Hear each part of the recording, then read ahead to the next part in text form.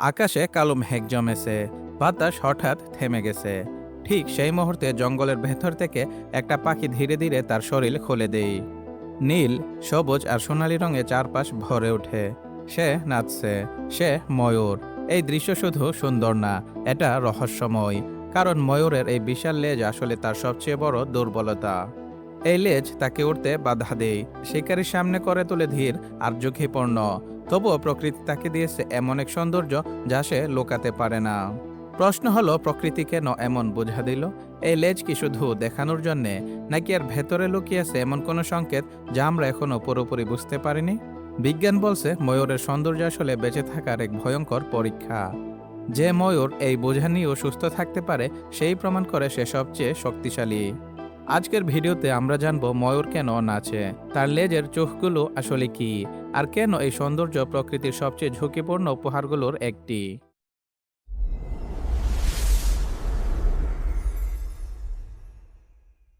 ময়ূর, যার স্ত্রীলিঙ্গকে বলা হয় ময়ূরী, ফেজিয়ানিডি পরিবারের অন্তর্ভুক্ত এক অসাধারণ সুন্দর পাখি।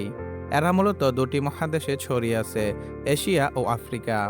এশিয়ার ময়ূর পাওয়া যায় পাভুগণে, যেখানে রয়েছে দুটি প্রজাতি, একটি হলো নীল ময়ূর, আরেকটি সবুজ ময়ূর। অন্যদিকে আফ্রিকায় দেখা যায় আফ্রোপাভুগণের একমাত্র প্রজাতি, যাকে বলা হয় কঙ্গো ময়ূর। নীল ময়ূরী ভারতের জাতীয় পাখি। একসময় পুরো ভারতীয় উপমহাদেশ জুড়েই এদের দেখা মিলত। বাংলাদেশেও আগে ময়ূর ছিল পরিচিত দৃশ্য, কিন্তু এখন দুঃখজনকভাবে এরা প্রায় বিলুপ্তির পথে। সবুজ ময়ূরের বাসস্থান মূলত মায়ানমার থেকে শুরু করে দক্ষিণ পূর্ব এশিয়ার জাবাহ দ্বীপ পর্যন্ত বিস্তৃত। কিন্তু বন ধ্বংস আর শিকারের কারণে এই প্রজাতির সংখ্যাও দ্রুত কমে যাচ্ছে। এই কারণে আজ সবুজ ময়ূরকে বিপন্ন প্রজাতি হিসেবে ধরা হয়। ঐতিহাসিকভাবে প্রজাতিটি মায়ানমারের জাতীয় প্রতীক হিসেবে গণ্য হয়ে আসছে। ময়ূরের সব প্রজাতি মূলত বনে বাস করে এবং সাধারণত মাটিতেই বাসা বাঁধে। তবে মানুষের উপস্থিতির সঙ্গে ধীরে ধীরে অভ্যস্ত হওয়ায় অনেক সময় লোকালয় বা সংরক্ষিত এলাকার আশেপাশেও এদের দেখা যায়। নিরাপদ পরিবেশ পেলে ময়ূর মানুষের কাছাকাছিও চলে আসে। খাবারের দিক থেকে ময়ূর সর্বভোগ। চারা গাছের নরম অংশ, বিভিন্ন ধরনের কীটপতঙ্গ, বীজের খোসা, ফুলের পাপড়ি এবং ছোট ছোট সন্ধিপদ প্রাণী সবই তাদের খাদ্য তালিকায় থাকে। এই বৈচিত্র্যময় খাদ্যাভ্যাসই তাদের নানা পরিবেশে টিকে থাকতে সাহায্য করে। ময়ূর ডিম পাড়ে এবং ডিম ফুটে বাচ্চা হয়। বাচ্চাগুলো দেখতে অনেকটা মুরগির ছানার মতোই। তারা মায়ের সঙ্গে ঘুরে ঘুরে খাবার খুঁজে বেড়ায়। বিপদের আশঙ্কা হলেই ছানাগুলো দ্রুত মায়ের ডানার নিচে আশ্রয় নেই। কখনো কখনো তারা মায়ের পালকের আড়ালে লুকায়, আবার কখনো পিঠের উপর উঠে বসেও নিরাপদ থাকে।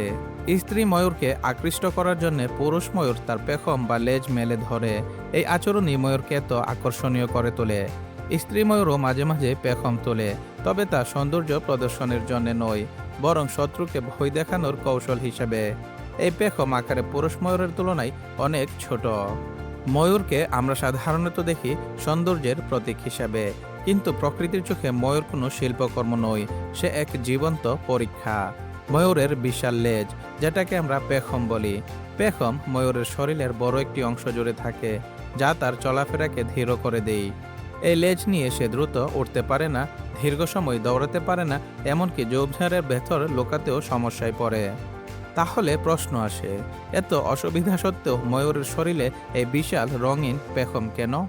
এর উত্তর লুকিয়েছে ন্যাচারাল সিলেকশন আর সঙ্গী নির্বাচন নামের এক কঠিন নিয়মে। প্রকৃতিতে শুধু শক্তিশালী হলেই টিকে থাকা যায় না, নিজেকে প্রমাণ করতেও হয়। ময়ূর লেজ আসলে শুধু সাজ নয়, এটা একটা নীরব ঘোষণা। এই লেজ যেন বলে, দেখো, আমাকে দেখেই বোঝা যাচ্ছে আমি দুর্বল না। এত বড় আর ভারী লেজ নিয়েও আমি সুস্থ আছি, শিকারী চোখ ফাঁকি দিতে পারছি, আর আজও বেঁচে আছি। প্রকৃতিতে এটা খুব বড় একটা ব্যাপার, কারণ যার শরীর দুর্বল সে এমন বোঝা বইতে পারে না। অসুস্থ বা দুর্বল ময়ূরের লেজ কখনোই এত উজ্জ্বল হয় না। এই কারণেই ময়ূরী সবচেয়ে রঙিন আর বড় লেজওয়ালা ময়ূরের দিকেই ঝুঁকে। তার কাছে সৌন্দর্য মানে বাহারি রং নয়, সৌন্দর্য মানে ভরসা, মানে এই ময়ূরটা শক্তিশালী, তার সন্তানও শক্তিশালী হবে। এভাবেই ময়ূরের লেজ হয়ে যায় এক ধরনের জীবন্ত প্রমাণপত্র। কথা না বলেও সে জানিয়ে দেয় তার শরীর ভালো, তার জিন ভালো। এই জায়গাতেই ময়ূর অন্য সব পাখির থেকে আলাদা। তার সৌন্দর্য কোনো উপহার নয়, কোনো বিলাসিতাও নয়, এটা প্রতিদিন ঝুঁকি নিয়ে বেঁচে থাকার সাহসী গল্প। আমরা অনেকেই দেখেছি বৃষ্টি শুরু হওয়ার আগেই ময়ূর নাচতে শুরু করে। ডানা মেলে ধরে, লেজ খুলে ঘুরতে থাকে, যেন সে আগেই জানে বৃষ্টি আসছে। কিন্তু প্রশ্ন হলো, ময়ূর কি সত্যি ভবিষ্যৎ দেখতে পারে?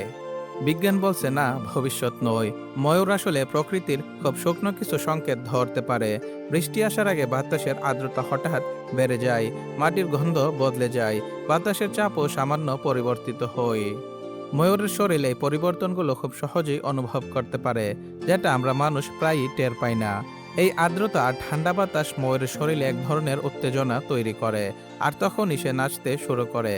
কিন্তু এই নাচ শুধু আনন্দের প্রকাশ নয়, এর পেছনেও আছে বেঁচে থাকার কৌশল। বর্ষাকাল মানেই খাবারের প্রাচুর্য, পোকামাকড় বাড়ে, গাছপালা সবুজ হয়। এটাই ময়ূরের প্রজননের সবচেয়ে উপযুক্ত সময়। তাই বৃষ্টির আগে নাচ মানে শুধু উৎসব নয়, এটা এক ধরনের ঘোষণা, আমি প্রস্তুত। এই নাচের মাধ্যমেই পুরুষ ময়ূর স্ত্রী ময়ূরের দৃষ্টি আকর্ষণ করে। যার নাচ যত প্রাণবন্ত, যার পেখম যত সুন্দরভাবে মেলে ধরে, সে তত বেশি সম্ভাবনাময় সঙ্গী। এইভাবেই ময়ূরের নাচ হয়ে ওঠে প্রকৃতি, আবহাওয়া আর জীবনের এক নিখুঁত সমন্বয়।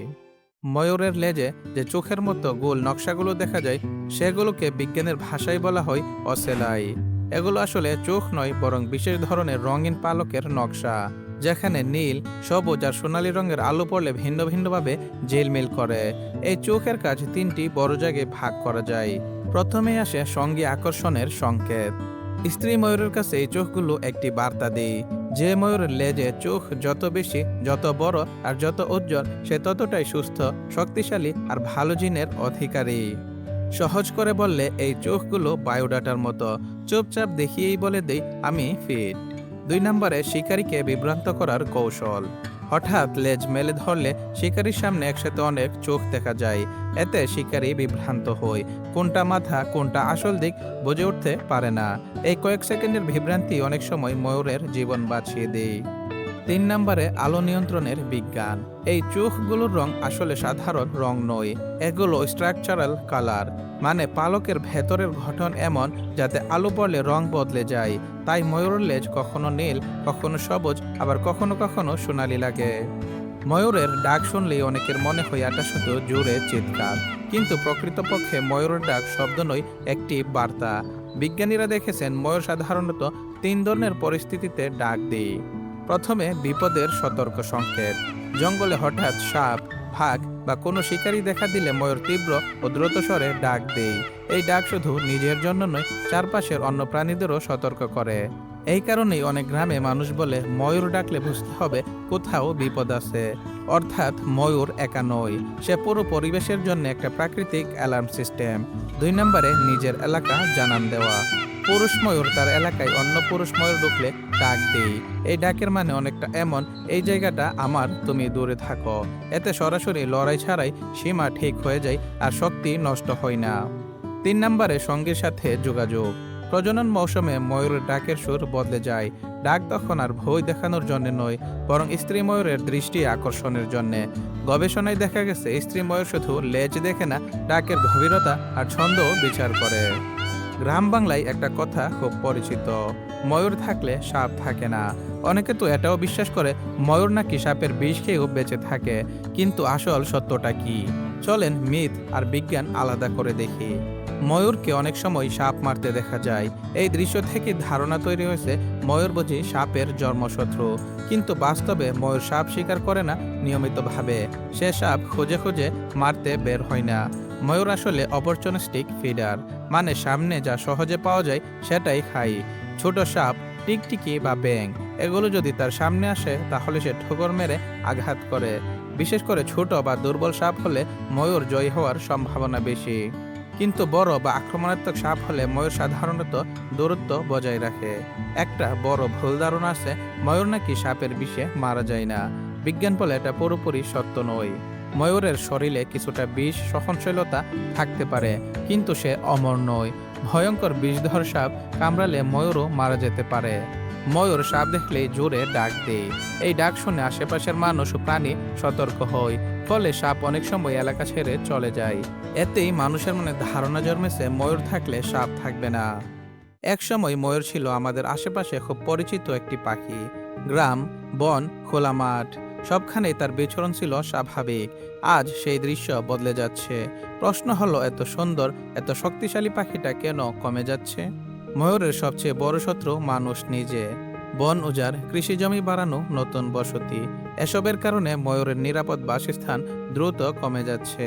যেখানে আগে সে বাসা বাঁধত, আজ সেখানে কংক্রিট আর রাস্তা।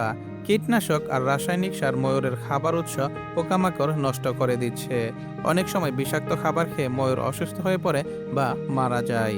ময়ূরের পালক সৌন্দর্যের প্রতীক, কিন্তু এই সৌন্দর্যই অনেক সময় তার জন্য অভিশাপ হয়ে দাঁড়ায়। যদিও অনেক দেশে ময়ূর হত্যা আইনত নিষিদ্ধ, তবুও পালক সংগ্রহ ও অবৈধ শিকার এখনও পুরোপুরি বন্ধ হয়নি। অনিয়মিত বৃষ্টি, অতিরিক্ত তাপমাত্রা ময়ূরের প্রজনন ও খাদ্যচক্রে প্রভাব ফেলছে। প্রকৃতির ছন্দ ভাঙলে ময়ূরের মতো সংবেদনশীল প্রাণী আগে ক্ষতিগ্রস্ত হয়। ময়ূর বাঁচাতে বড় কিছু করতে হয় না, ছোট্ট সচেতনতাই যথেষ্ট। বন ও প্রাকৃতিক পরিবেশ রক্ষা করা, অপ্রয়োজনীয় কীটনাশক কমানো, অবৈধ শিকার ও পালক বাণিজ্যের বিরুদ্ধে সচেতনতা, বন্যপ্রাণীকে শুধু দেখার বস্তু নয় বরং প্রকৃতির অংশ হিসাবে সম্মান করা। আজ আমরা ময়ূরের সৌন্দর্য দেখলাম, তার নাচ দেখলাম, তার লেজের চোখ আর ডাকের ভাষা বুঝলাম, কিন্তু প্রশ্নটা থেকে যায়, এই সৌন্দর্য কি ভবিষ্যতেও আমরা দেখতে পাবো? যদি বন না থাকে, যদি প্রকৃতি না থাকে, তাহলে ময়ূর শুধু বই আর ছবিতেই থেকে যাবে। আপনি যদি চান ভবিষ্যৎ প্রজন্মও যেন বৃষ্টির আগে ময়ূরের নাচ দেখতে পায়, তাহলে আজ থেকেই প্রকৃতির পাশে দাঁড়ান। এই ভিডিওটা ভালো লাগলে একটা লাইক দিন। প্রকৃতিকে ভালোবাসেন এমন মানুষের সাথে শেয়ার করতে পারেন। আর এমন আরও আশ্চর্য গল্প পেতে চ্যানেলটি সাবস্ক্রাইব করে পাশেই থাকুন।